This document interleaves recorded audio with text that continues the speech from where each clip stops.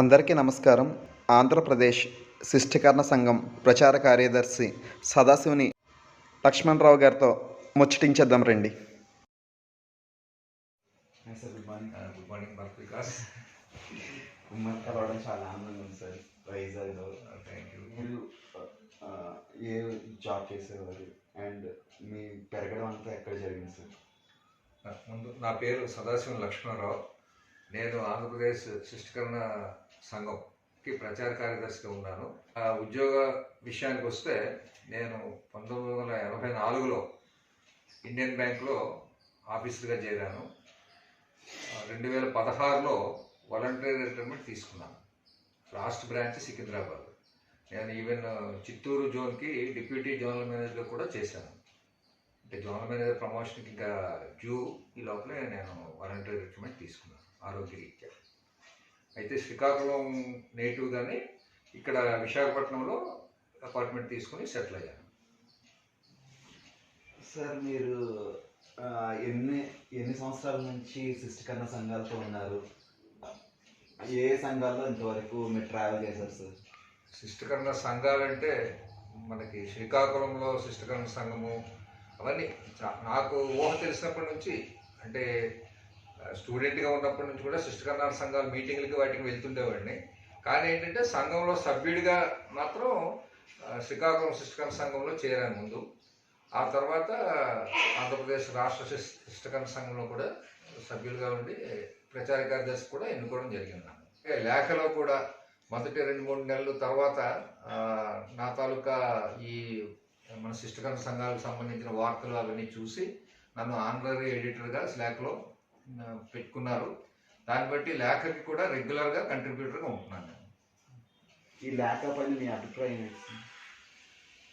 In fact Lekha is a wonderful platform to disseminate all the information and news articles on శిష్టీకరణమ్స్.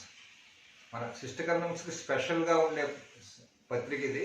దీంట్లో మాత్రం మనం ఏ శిష్టీకరణాన్ని వదలకుండా, వచ్చిన ప్రతి న్యూస్ను కూడా వదలకుండా అందరినీ కవర్ చేసి గ్లోబల్ లెవెల్లో ఆన్లైన్ పత్రిక కాబట్టి ప్రపంచం మొత్తం మీద కూడా శిష్టీకరణాలంతా కూడా ఎక్కడున్నా దీన్ని చదువుకోవచ్చు. అలాంటి మంచి పత్రిక ఇది. రన్ చేయడం అనేది ఎక్కువగా శ్రమతో కూడుకున్నది, వ్యయ ప్రయాసాలు కూడా కూడుకున్నది. అయినా కూడా లేఖ టీం వాళ్ళంతా ముందుకొచ్చి ఈ సర్వీస్ చేస్తున్నందుకు నాకు ఎంతో సంతోషంగా ఉంది. వాళ్ళందరికీ కూడా నా ధన్యవాదాలు తెలుపుకుంటున్నాను. అలాగే లేఖ అవార్డ్స్ ఫంక్షన్ ఇది నభూతో నభవిష్యతి. ఎందుకంటే ఒక చక్కగా ఈ కార్యక్రమంలో ప్రతి స్టెప్ కూడా మెటిక్యులస్గా ప్లాన్ చేసి కనకపూర్ నుంచి సికింద్రాబాద్ వరకు ఒక స్పెషల్ భోగి వేసి ఎవరికి కూడా ఒక పైసా ఖర్చు లేకుండా, టికెట్ లేకుండా డైరెక్ట్గా భోగి ఎక్కేసి అక్కడ దిగటం, మళ్ళీ అక్కడ నుంచి బస్సు కూడా అరేంజ్ చేయటం వెన్యూ వరకు. వెన్యూలో కూడా వసతి కూడా ఒక పైసా ఖర్చు లేకుండా వసతి ఏర్పాట్లన్నీ సక్రమంగా చేయడం. అలాగే భోజన ఏర్పాట్లు కానీ టిఫిన్ ఏర్పాట్లు కానీ అన్నీ చేయటం, ఫంక్షన్ బాగా జరిగినట్టు చూడటం. ఈ టీం అంతా కూడా రాత్రింపగలు కష్టపడి చేశారు. ఇది చాలా విజయవంతమైంది. మన కమ్యూనిటీ మొత్తానికి, శిష్టీకరణ కమ్యూనిటీ మొత్తానికి కూడా ఈ న్యూస్ స్ప్రెడ్ అయింది. చక్కగా అందరి నుంచి మంచి మంచి కామెంట్స్, అభిప్రాయాలు వస్తున్నాయి. నాకు ఎంతో ఆనందంగా ఉంది. ఇలాంటి కార్యక్రమం ఇది మొదలు. ఇలాగే మళ్ళీ వచ్చే సంవత్సరం కూడా ఇంతకన్నా ఘనంగా చేస్తారని ఆశిస్తున్నాను. ఇది చాలా మంచి ఆలోచన. లేఖ టీం వాళ్ళు మొత్తం 8 అవార్డులు ప్లస్ ఒక 3 అవార్డులు, భూషణ, విభూషణ, అభినందన కాకుండా 8 రకాల అవార్డులు వివిధ రంగాల్లో. అంటే మీకు సాహిత్యరత్న అవార్డు ఒకటి, లేఖ సేవాదళ ఒకటి, సేవారత్న ఒకటి, అలా కీర్తిరత్న ఒకటి, ఇలాంటి యూట్యూబరు, బెస్ట్ యూట్యూబరు, బాలకళారత్న, ఇలాంటి అవార్డులన్నీ కూడా వివిధ విభాగాల్లో. ఎందుకంటే ఒకే అవార్డు ఒకే టైప్ పెడితే అందరినీ కవర్ చేయడం కష్టం. ఎందుకంటే అందరూ కంపీట్ చేయలేరు. భారతరత్న అవార్డు పెద్దవాళ్ళతో కంపేర్ చేయలేరు. అందుకని ఏంటంటే విడివిడిగా పెట్టడం చాలా మంచి ఆలోచన, చాలా బాగా జరిగింది. ఇంకా అంటే కొంతమంది ఒక అభిప్రాయం వ్యక్తం చేశారు ఏంటంటే పోస్ట్మస్గా ఇవ్వాలని. అంటే కొంతమంది ఆల్రెడీ కీర్తిశేషులైన మన శిష్టీకరణాల ప్రముఖులు ఉంటారు, వాళ్ళకి ఏదైనా పోస్ట్మస్ అవార్డు, పద్మశ్రీ, పద్మవిభూషణ్ అలాగా పోస్ట్మస్గా ఇవ్వాలని కొంతమంది కోరుతున్నారు.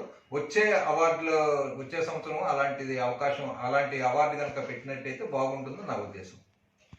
నెక్స్ట్ జనరేషన్ కూడా వస్తున్నారు. ఇప్పుడు మీ తర్వాత నెక్స్ట్ జనరేషన్ చూసుకుంటే 40 years 40 years 45 50 years next generation. ఆ తర్వాత జనరేషన్ చూసుకుంటే 25+, 30+ జనరేషన్. ఈ 2 జనరేషన్స్కి మీరు ఏమైనా చెప్పాలనుకుంటున్నారా? ఇప్పుడు మన ఈ తరం తర్వాత వచ్చే తరం వాళ్ళంతా కూడా జనరల్గా వీళ్ళకి మన లేఖ పత్రిక అనేది 2 భాషల్లో రావటం చాలా మంచి ఐడియా అది. ఎందుకంటే ఈ కొత్త తరానికి తెలుగు కొంచెం ల్యాకింగ్ ఉంది, వాళ్ళు చదవడం కానీ ఇది కానీ కొంచెం ఇబ్బంది పడుతున్నారు. వాళ్ళకి ఇంగ్లీషు పత్రిక ఉండడం వల్ల చాలా అడ్వాంటేజ్గా ఉంది. వాళ్ళకి మన విషయాలన్నీ తెలుస్తున్నాయి. కొంతమంది యువకులు కూడా ఈవెన్ మనం లేఖలో కూడా యువకులకి ఉద్యోగాల గురించి కానీ మ్యారేజ్ ఇది కానీ అలాంటి పేజీలు కూడా పెట్టి వాళ్ళని కూడా ఎంకరేజ్ చేస్తున్నాము. అలాగే అదే చిన్నపిల్లలు వాళ్ళ టాలెంట్ చూపిస్తే అది కూడా చేస్తున్నాము. కాబట్టి యువకులను కూడా మంచి ఆకర్షిస్తున్నది ఈ లేఖపత్రిక. దీని ద్వారా మనం మెసేజ్ ఇవ్వగలుగుతున్నాము. అలాగే ఇప్పుడు ప్రజెంట్ యువకుల్లో ఏంటంటే వీళ్ళు మన సంఘాల్లో ఎవరు ముందుకు రావట్లేదు కలవడానికి, ఎందుకో తెలియదు. వాళ్ళలో కొంచెం యువకులందరినీ ఒక యువకుల తాలూకా సంఘాన్ని ఒకటి ఏర్పాటు చేయటం, లేకపోతే మనకు అనుసంధానంగానే వాళ్ళు సెపరేట్గా సంఘం పెట్టకూడదు. వాళ్ళు ఇప్పుడు మన అదే అనుభవం వస్తుంది. ఇప్పుడు శిష్టకర్ణ సంఘం, ఇప్పుడు కంచరపాలెం శిష్టకర్ణ సంఘం ఉంది, లేకపోతే సీతందార సంఘం ఉంది, లేకపోతే ఎక్కడెక్కడ సంఘాలు ఉన్నాయి. వాటికి అనుబంధంగా యువకుల సంఘం అని చెప్పి వాళ్ళ దాంట్లోనే ఒక యువజన వింగ్ ఒకటి పెట్టాలి. పెట్టి వాళ్ళని ఇన్వాల్వ్ చేసి వాళ్ళు 10 మందిని 20 మందిని తీసుకుని ఇన్వాల్వ్ చేసి అలా చేసినట్టయితే వాళ్ళకి అవగాహన వస్తుంది. తర్వాత వాళ్ళ సెల్ఫ్ హెల్ప్ అనేది పెరుగుతుంది. సెల్ఫ్ హెల్ప్ అనేది మనకు చాలా కంపల్సరీగా కావాలి. ఎందుకంటే మనకు మనం సాయం చేసుకోకపోతే ఇంక బయటవాడు ఎవరు సాయం చేయడు. కాబట్టి మనకు మనం సహాయం చేసుకోవాలి. దాని గురించి యువకులు ప్రయత్నించాలని నా కోరిక. Thank you sir. Thank you very much.